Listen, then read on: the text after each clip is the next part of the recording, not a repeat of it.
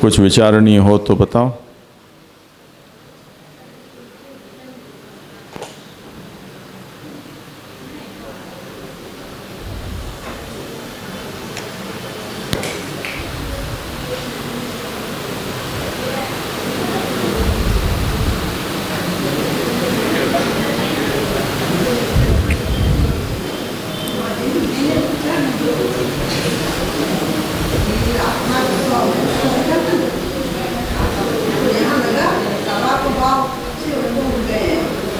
जब दावन बात आई ने तो यहाँ मेरे को ऐसी समझ आई।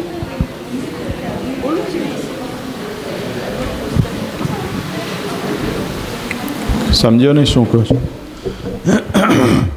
मैंने पूछा था ना कि वो आत्मा कैसे लगी, आत्मा का विस्मरण कैसे हुआ गजन दावन को।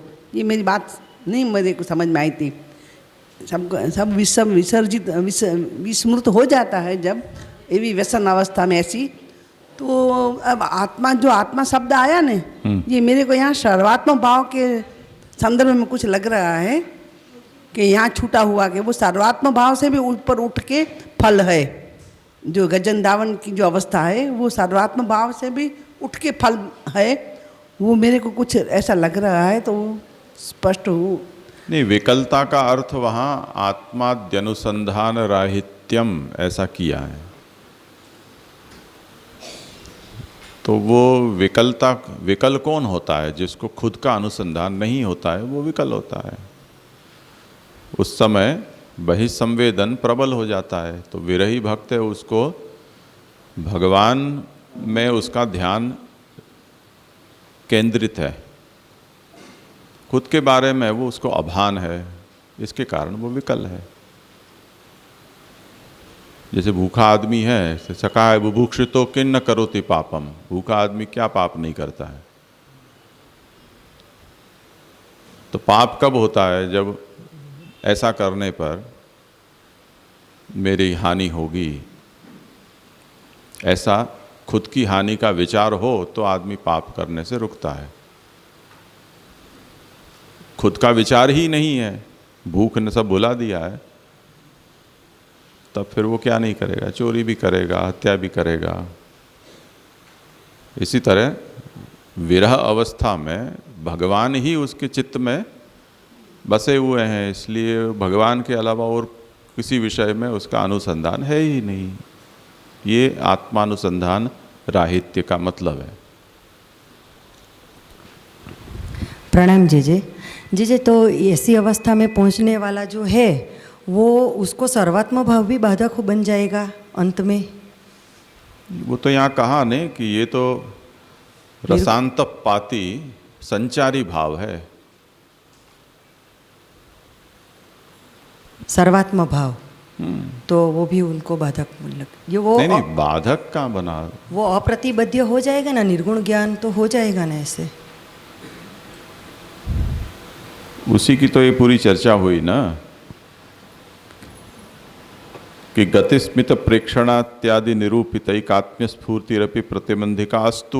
वो तो उसने आक्षेप किया कि उस स्थिति में गोपीजनों ने भगवान के अंतर्ध्यान होने पर भगवान भगवद रूप स्वयं हो गए और भगवान की तरह चेष्टा करने लगे। तो उनका जो वो एकात्म्य भाव है वो भी प्रतिबंधक मानना चाहिए। वो क्यों नहीं मानते हो? तो उसका निराकरण किया कि वो तो क्षण भर संचारी भाव था, वो निवृत्त हो गया। तो वो रसांतपाती है, और रसांतपाती होने से वो प्रतिबंधक नहीं होता है। जैसे तो गुजराती लोग दाल बनाते हैं, उसमें मेथी डाल देते हैं। दाल का जो स्वाद होता है वो तूरा होता है, नाम ही तुअर है तो तूरा ही है। और मेथी है वो कड़वाहट वाली होती है। तो ये यद्यपि विरोधी रस है, पर रसांतपाती होने से अगर मेथी हर निवाले में आए, 2-2, 4-4, 5-5 दाने, तब तो विरसता होती है। पर कभी कभार आ जाए या उसकी सुगंध मात्रा आ जाए तो वो रसोद्बोधक हो जाती है। ऐसे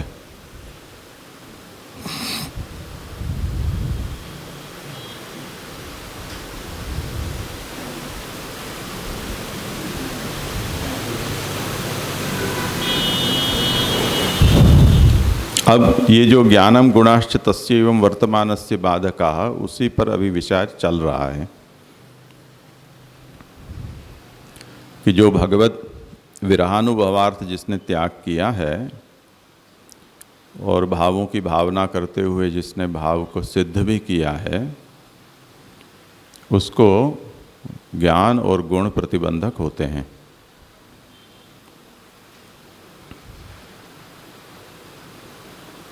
अब कहते हैं कि जो गुण होते हैं वो 3 तरह के होते हैं, रजोगुण, तमोगुण और सत्वगुण। उसमें हम ये मान लेते हैं कि रजस तमसो हो आस्ताम लौकिक विषय लोभादि जननेन प्रतिबंधकता। रजोगुण और तमोगुण ये तो क्योंकि लौकिक विषयों में लोभ आदि पैदा करते हैं और उसके कारण हो जाने दो उनकी प्रतिबंधकता, मान लेते हैं। सत्वस्य तो ज्ञान मात्र जनन कथम प्रतिबंधकता, पर सत्वगुण है वो तो ज्ञान पैदा करता है। तो सत्वगुण जन्य जो ज्ञान है उसकी प्रतिबंधकता कैसे मानी जा सकती है? तुरीयाश्रम विहित श्रवणादिना सत्वगुणोद्रेकात्। चौथा आश्रम जो है सन्यास, वो सन्यास लेने पर सन्यासी को आत्मा वारे श्रोतव्यो मंतव्यो निदिध्यासितव्य, ऐसे वेद आज्ञा करता है कि तुम श्रवण करो, मनन करो, निदिध्यासन करो। उससे क्या होगा? सत्वगुणोद्रेकात् जातस्य सगुण ज्ञानस्य, सत्वगुण का उद्रेक होगा इन श्रवणादि करने से। सत्वगुण का उद्रेक होने पर सगुण ज्ञान पैदा होगा। वो ज्ञान क्या करेगा? तो मोक्ष रूप फलांतर विषय के इच्छा जनन पूर्वकम,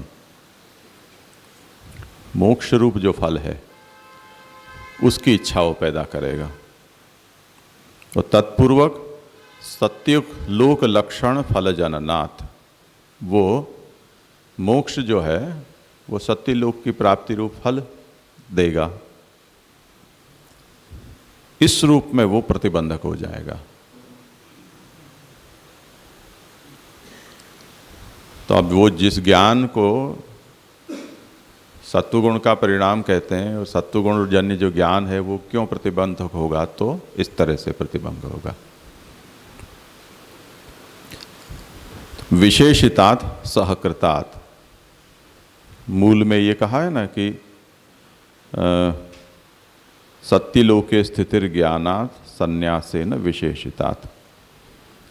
महाप्रभु क्या आज्ञा करते हैं कि ज्ञान से क्या होगा कि जब संन्यास पूर्वक ज्ञान साधना, ज्ञान मार्गी साधना की जाएगी तब सत्यलोक में स्थिति होगी, मुक्ति नहीं होगी। वो जैसे त्रिशंकु ने ये चाहा कि मुझे इसी देह से स्वर्ग में जाना है और विश्वामित्र ने उसको अपने तपोबल से स्वर्ग भेज दिया। तो दरवाज़ा उसने खटखटाया तो द्वारपालों ने लात मार दी कि यहाँ प्राकृत मनुष्यों का प्रवेश संभव नहीं है। अब वो चिल्लाता हुआ नीचे गिरने लगा कि विश्वामित्र बचाओ, मुझे निकाल दिया, निकाल दिया। तो विश्वामित्र ने कहा वहीं लटके रहो, मैं तुम्हारे लिए दूसरी सृष्टि बना देता हूँ। तो जो ज्ञान मार्गी इस आशा से ज्ञान मार्गी साधना में प्रवृत्त हुआ कि मुक्त हो जाऊंगा, मुक्त हो जाऊंगा, पर वो सगुण ज्ञान है उसने अक्षर में तो प्रवेश करने दिया नहीं, बीच में सत्यलोक में लटका दिया। तो सन्यासी ने विशेषितात ज्ञानात् सत्यलोके स्थितिर भवति, ये प्रतिबंध होगा ज्ञान। यानी तुमको चाहिए था फल, उसके लिए साधना की, त्याग किया, फल तो मिला नहीं, बीच में लटक गए। और लटके कहाँ कि जहाँ और कोई साधना भी तुम कर सकते नहीं हो, करो तो वो कहीं काम नहीं आएगी। अब तो तुम्हारा वो वेटिंग पीरियड खत्म होगा, यानी ब्रह्मा जब मुक्त होगा तब उसके साथ तो मुक्त हो गए। तो ब्रह्मा की तो आयुष्य कितनी बड़ी है,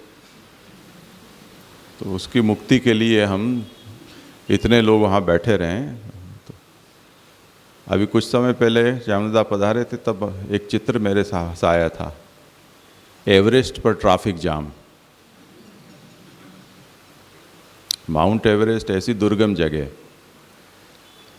पर आधुनिक साधन इतने हो गए कि लोग वहाँ, जैसे कुंभ मेला होता है ऐसे मेले लगने लग गए हैं।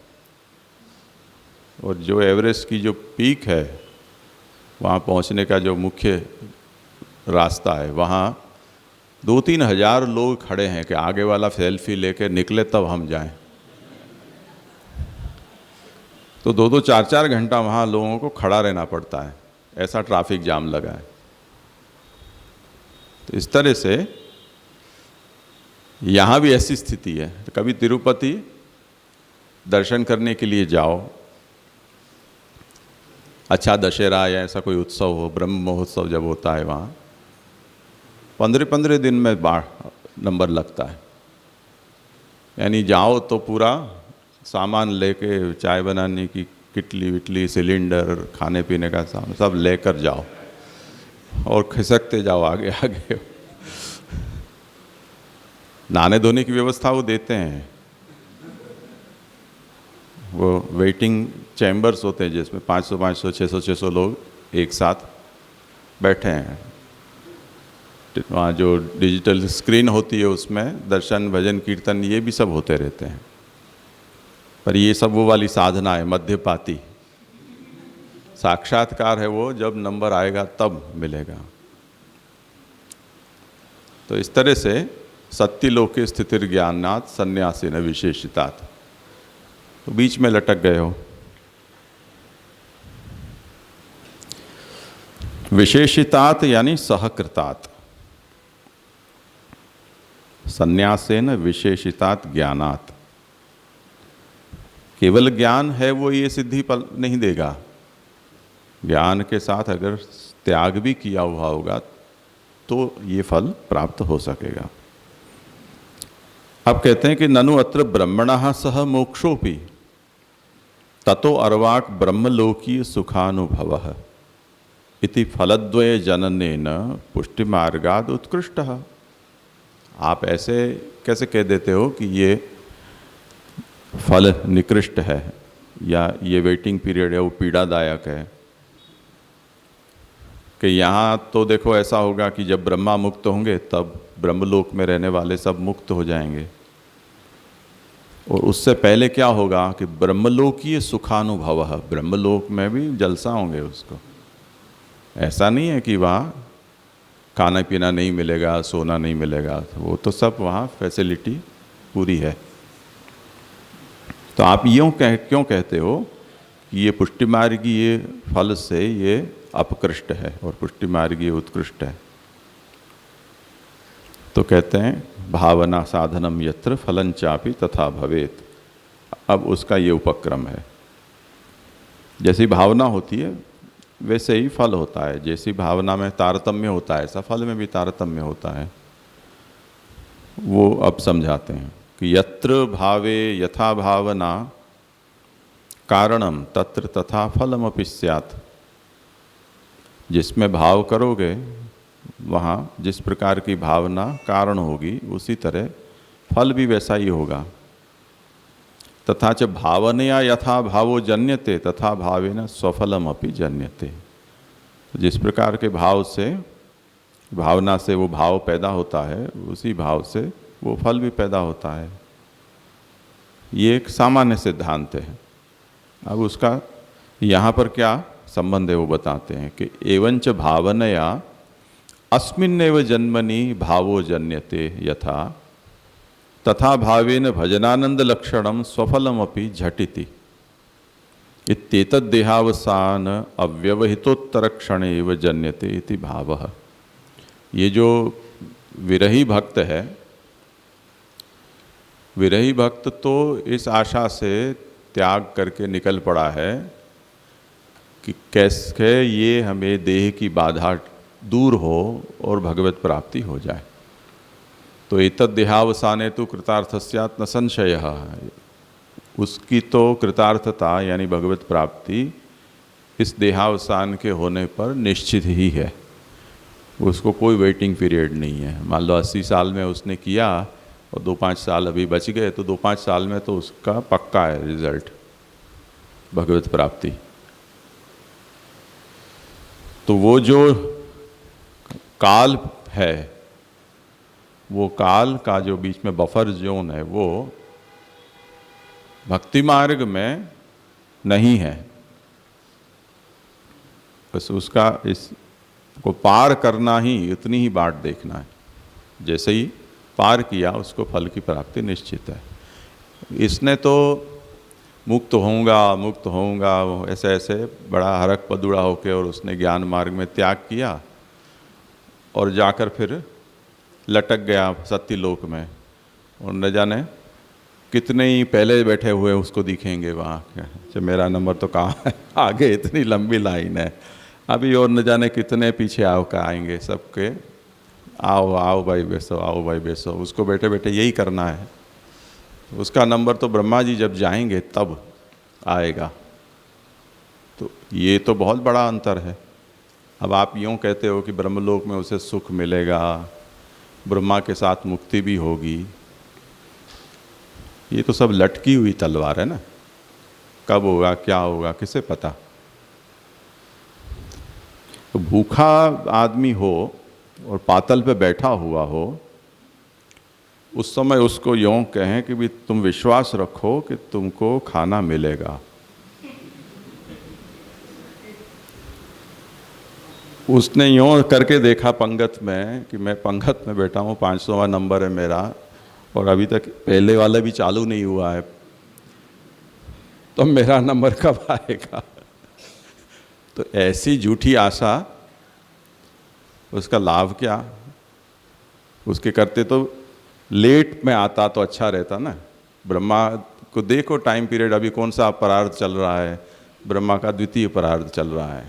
ये वाला ब्रह्मा तो अभी एक आधा अपरार्ध और रहेगा, यानी हमारे 20-25 लाख जन्म हो जाएंगे तब तक भी ब्रह्मा अभिमुक्त नहीं होगा। तो वहाँ जाने के बजाय यहीं कुछ तो करते रहते, वहाँ तो कुछ करने धरने का भी नहीं है सत्यलोक में, ऐसे सोचा जा रहा है। तो एवंच भावनया अस्मिन्नेव जन्मनि भावो जन्यते यथा तथा भावेन भजनानंद लक्षणम स्वफलमपि। वो इसी जन्म में भावना से भाव को पैदा करता है जिस तरह से, और उसी प्रकार के भाव से उसको भजनानंद रूप उसका फल है, वो भी इस देह के अवसान होने के तुरंत बाद उसे प्राप्त हो जाता है। एवं भावस्य उत्कर्षम, ये भाव का उत्कर्ष है। तो भक्ति मार्गीय फल में और ज्ञान मार्गीय फल में ये बहुत बड़ा अंतर हमें समझ में आता है। जी। तो मतलब ये ज्ञान मार्गीय जो संन्यास है उसको सत्यलोक का फल फिक्स कर दिया, मतलब मोक्ष नहीं मिलेगा, ऐसा हो? नहीं, मध्यपाती फल है। हाँ, मध्यपाती, लेकिन डायरेक्ट जो मोक्ष हम बात करते हैं अभी तक के, दोनों तरह की मुक्ति होती है, सद्यो मुक्ति भी होती है और क्रम मुक्ति भी होती है।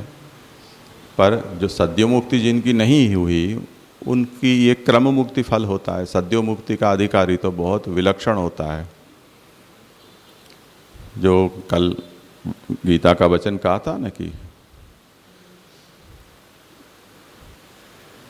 ज्ञानवान माम प्रपद्यते वासुदेव सर्व बहुनाम जन्मना मनते ज्ञानवान माम प्रपद्यते। तो ज्ञान साधना करने वाला है, उसके क्रमिक रूप से बहुत जन्म होते हैं,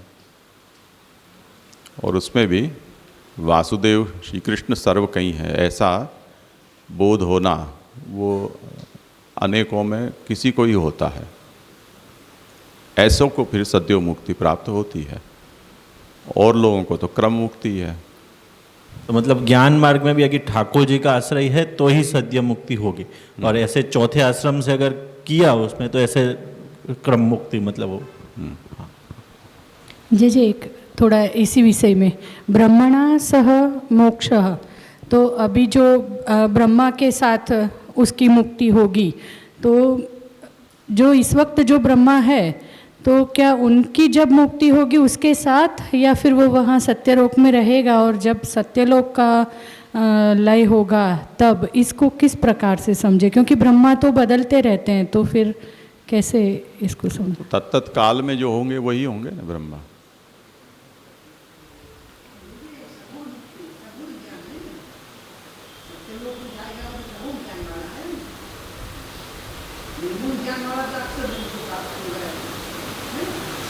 इसे भी अक्षर की प्राप्ति होगी, पर जब ब्रह्मा लेकर जाएंगे तब, ब्रह्मा का लय अक्षर में होगा तब।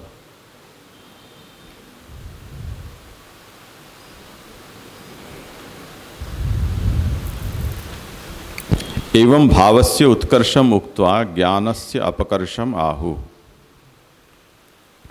भाव का उत्कर्ष बताया, अब ज्ञान का अपकर्ष बताते हैं। तादृशा सत्यलोकादौ तिष्ठन्त्येव न संशयः। तादृशा यानी अप्राप्त मोक्षा एव, जिनको मोक्ष की प्राप्ति नहीं होती है, ऐसे वो वहीं बैठे रहते हैं, बाट देखते हैं।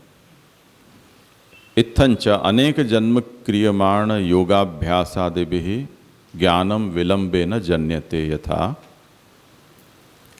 यानी अनेक जन्म पर्यंत हम योगाभ्यास करें और दूसरे भी ज्ञान के साधन करें, तब बड़े विलंब से ज्ञान पैदा होता है। उसी तरह ज्ञानमपि ब्रह्म स्थिति पर्यंतम ब्रह्मलोके स्थापयित्वा, ज्ञान जब मानव सिद्ध हो भी गया तो वो ब्रह्मलोक में जाकर बैठा देता है। और ब्रह्मणा सह मोक्ष जननाद विलंबे नैव स्वफलमपि जनयति।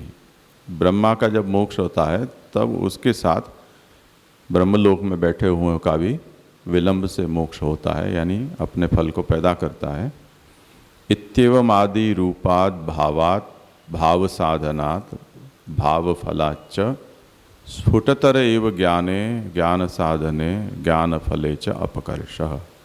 इस तरह से ये जो भावरूप साधन है उससे जो प्राप्त होने वाला फल है, उससे ज्ञान का फल अपकृष्ट है, ये बात स्पष्ट है। जज एक प्रश्न था।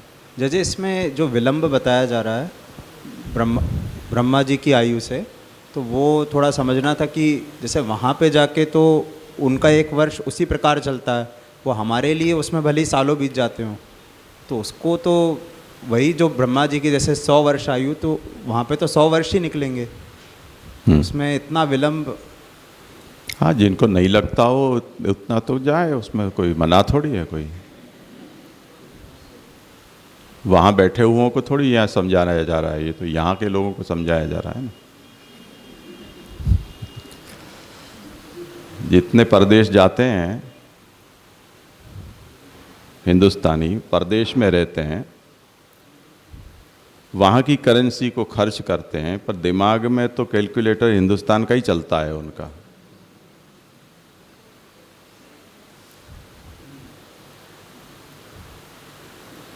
ऐसा ही तो होता है ना। तो फिर वही तो हो गई बात। जितने लोग कहते हैं कि हम कहते हैं कि अच्छा वहाँ $1 का मिलता है, 70 रुपया था है 70। अरे भाई, मैं कह रहा हूँ $1 का, वो के 70 रुपया। 70 तो यहाँ होते हैं, वहाँ थोड़ी रुपया है। वो तुरंत उसको कन्वर्ट करके ही बोलते हैं 80 रुपये का होता है। आपके यहाँ कितने हैं? 150 रुपया होता है दिराम, 22 रुपये का, तो एक का 22। तो ऐसे ही सोचते हैं वहाँ।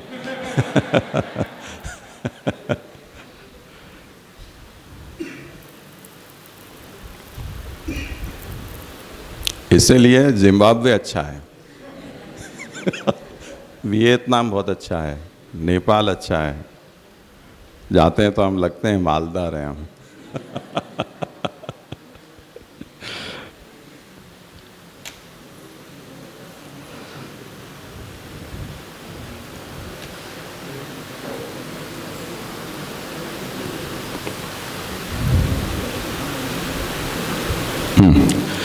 ननु आस्ताम तावत भावः त्वरया फलजनकः परंतु यदुक्तं स्वसाधनीभूत भावनातः सत्वरम उत्पन्नत्वात् स्वफलमपि सत्वरमेव जनयति भावः तत्न साधु। अब वो इसी पर प्रतिप्रश्न करते हैं कि भावों से फल सत्वर पैदा हो जाता है, ठीक बात है, परंतु यदुक्तम, ये जो कहा कि स्वसाधनीभूत भावनातः सत्वरम उत्पन्नत्वात् स्वफलम अपि सत्वरमेव जनयति भावः तत्न साधु। भाव से फल सत्वर पैदा होता है ये तो हम मानने तैयार हैं, पर जिस प्रकार की भावना से जिस प्रकार का फल सत्वर उत्पन्न होता है ऐसा जो आप दावा करते हो वो इतना ग्राह्य नहीं लगता है। उसको बताते हैं कि नहीं वर्ष शतेन पुष्टो दृढ़दंडो घट जनने अचिरयति। आप अपने परदादा का डंडा लेकर आओ, बड़ा मजबूत डंडा है, शीशम की लकड़ी का है, खूब तेल पिलाया हुआ है, और आज कुम्हार को देकर कहें कि इससे तुम घड़ा बनाओ, चक्का अपना घुमाओ, तो इतना मजबूत दंड है कि जो मटका बनाने में तुमको 15 मिनट का समय लगता है वो 15 सेकंड में बन जाएगा। तो कुम्हार वो डंडा रख देगा, तुम अपने पास रखो, तुम जब कुम्हार में जन्म लो तब बनाना उससे। 100 साल पुराने डंडे से या 2 साल पुराने डंडे से मटके के बनने के समय में कोई अंतर नहीं आता है। यानी उसकी जो दृढ़ता है या उसकी प्राचीनता है उसको मटके बनने की प्रक्रिया के साथ कोई लेना देना नहीं है, वो तो उतना ही समय लेगा जितना लेगा। ये अपनी ओर से वो तर्क देते हैं कि नहीं वर्ष शतेन पुष्टो दृढ़दंडो घट जनने अचिरयति। मटका बनाने के समय को कम कर सकता हो पुराना दंड, ऐसा नहीं होता। नवा सत्वरम उत्पन्नम कपालम सति प्रतिबंधे सज्जी भवति घटम उत्पादयितुम। और जो कपाल, अब ये बड़ा एक रोचक विषय है। नैयायिक कुछ किताबों में लिखते हैं कि कपालद्वय संयोग से घट बनता है, पर हमने कभी ऐसा मटका बनते देखा नहीं कि जिसमें 2 ठीकरों को जोड़कर चिपका कर और मटका बनाया जाता है। कभी बनाया जाता होगा पुराने काल में। अभी तो हम यही देखते हैं कि वो मिट्टी का पिंड लेते हैं और उसमें अंदर हाथ डालते हैं, एक बाहर हाथ डालते हैं, और ऐसे गोल घुमाता घुमाता उसको वो एक अखंड पिंड है वही मटका का रूप ले लेता है। कपालद्वय संयोग ऐसा मटका अभी तक कभी देखा नहीं है, पर अब वो कला शायद लुप्त हो गई होगी, ये समझ सकते हैं हम। उदाहरण इस दृष्टि से समझना है कि किसी काल में मटके 2 अलग अलग टुकड़ों को बनाकर और उनको जोड़कर मटका बनाया जाता होगा। कहावत तो है कि पाका घड़े कांठा न चढ़े, इसलिए कांठा अलग बनाते होंगे, ऐसा भी हो सकता है। जो भी हो, पर उदाहरण को इस तरह से समझना है कि जैसे ये पुराना मजबूत दंड हो वो जल्दी मटका बना दे, और नवीन दंड हो उसको बनाने में ज़्यादा समय लगे, ऐसा नहीं होता है। इसी तरह सत्वरम उत्पन्नम कपालम सति प्रतिबंधे, आपने अभी कपाल बनाए पर कपाल को जोड़ने में प्रतिबंध विद्यमान है, तो उन प्रतिबंध को जब तक आप हटाओगे नहीं तब तक वो कपालों को जोड़ पाना और उससे मटका बनाना संभव नहीं है।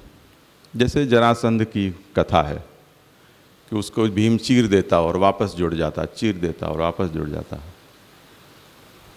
वो कपालद्वय संयोगी तो है, पर जब उसको दो अलग अलग दिशा में फेंक दिया और बीच में कुछ प्रतिबंध लगा दिया, तब फिर वो जुड़ नहीं पाए।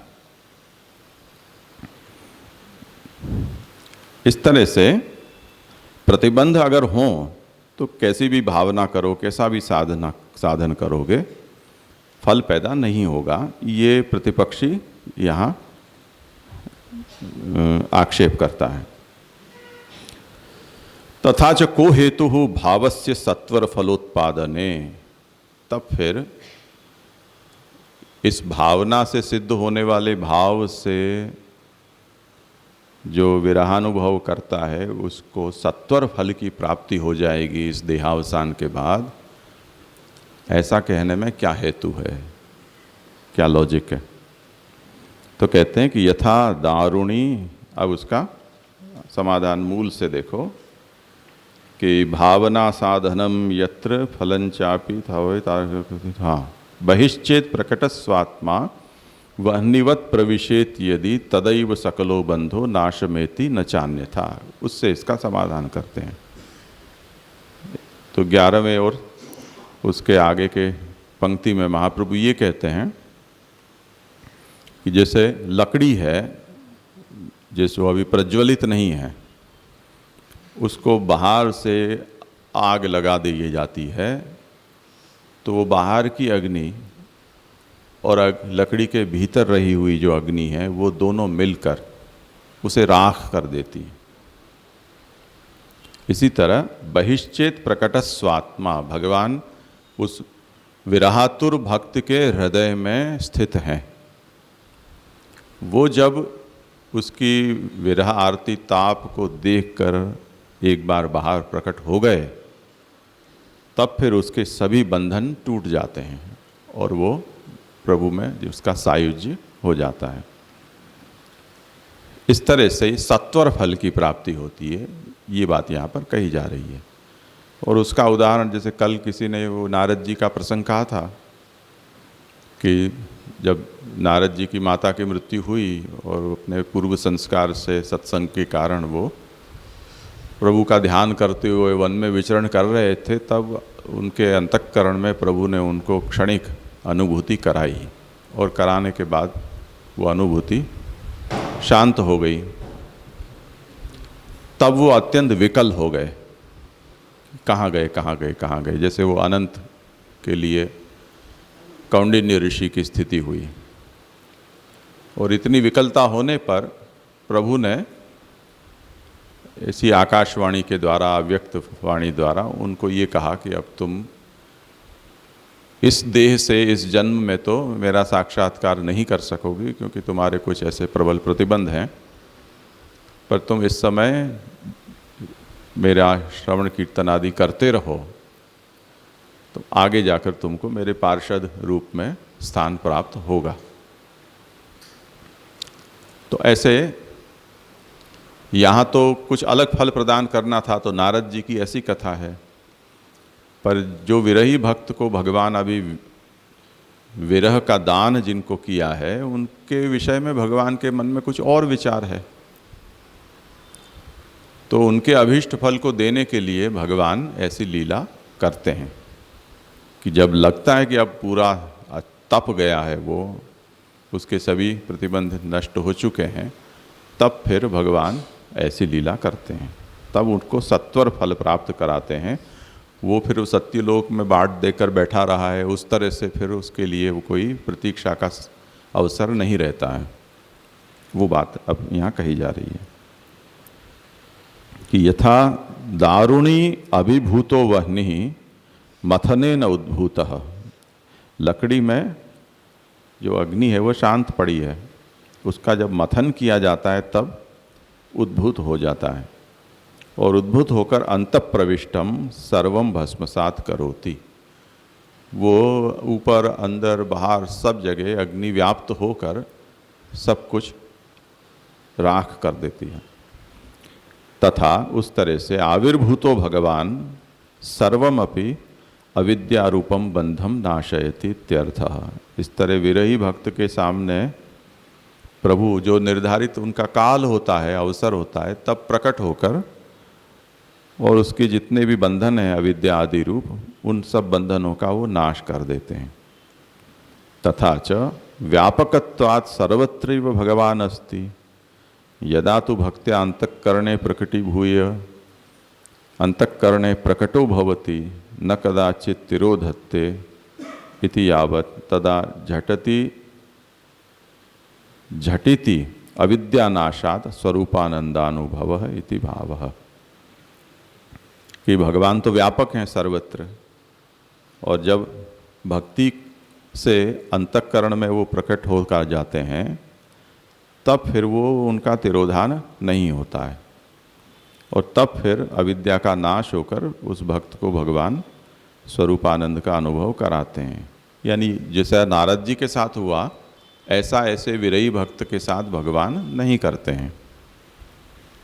न च अन्यथा तदैव सकलो बंधो नाशमेति न चान्यथा। उस न चान्यथा का अर्थ करते हैं कि ज्ञानमार्गीय प्रकारेण नैवम,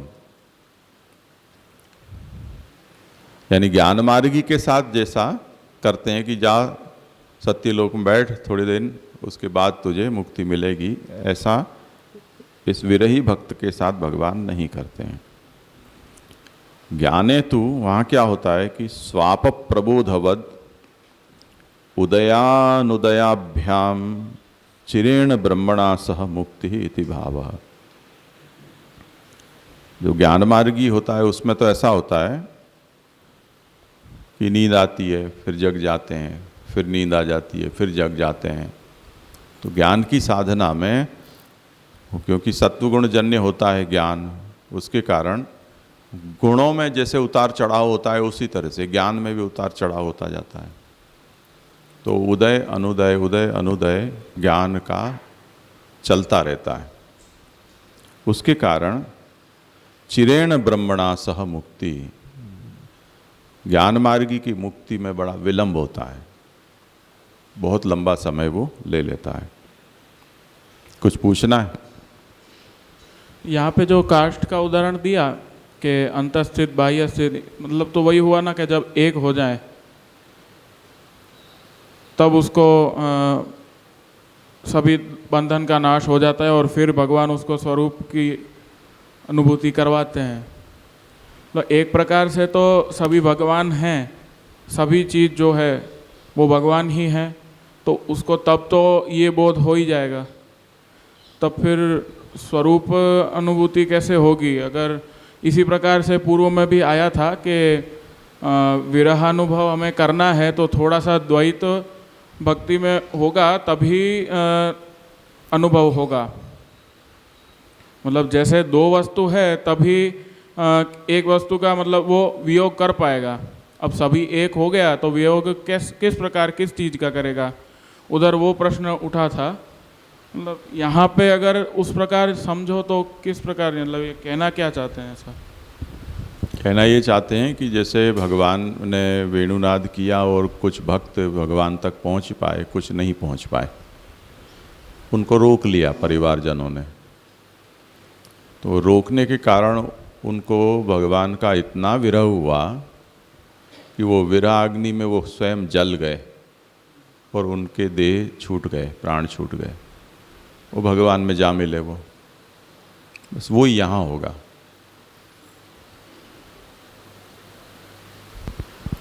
नहीं, मतलब तब उस भक्त को ऐसा होगा कि मैं भी वही हूँ, ऐसा अनुभव ऐसा क्यों होगा? विरही को ऐसा होगा ही क्यों?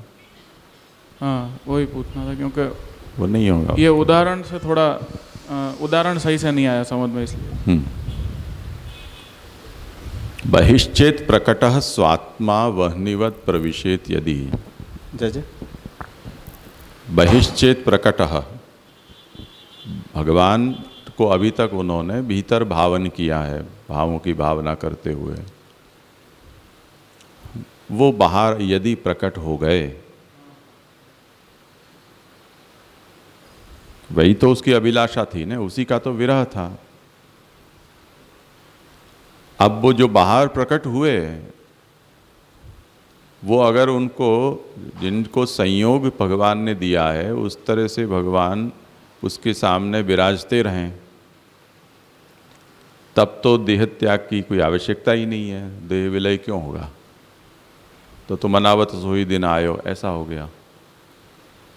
पर जिनको भगवान विरह देते हैं उनके बंधनों को तोड़ने के लिए प्रकट होने के बाद पुनः उनमें प्रविष्ट हो जाते हैं, जैसे नारद जी के साथ किया। तो वह्निवत प्रविशेत यदि, बाहर एक बार झलक दिखाकर फिर से भगवान उसके भीतर प्रविष्ट हो गए, अब फिर उस भक्त की स्थिति संभव नहीं है, तो उसके देहादि के बंधन टूट जाते हैं, वो आगे अब जी नहीं सकता है, ये मतलब है। जैसे एक बार अखबार में पढ़ा था मैंने कि किसी स्वजन से वियोग हो गया, खो गया कहीं, वो बच्चा आया था कई सालों पहले। तो जैसे दुख होता है सभी को, वो दुखी थे स्वजन उनके। अचानक कई सालों बाद ये पता चला कि वो है और वो आ रहा है। तो जैसे ही वो उनके सामने आया, सो ही वो स्वजन के प्राण छूट गए उनके देखते ही, वो खुशी बर्दाश्त नहीं कर सके।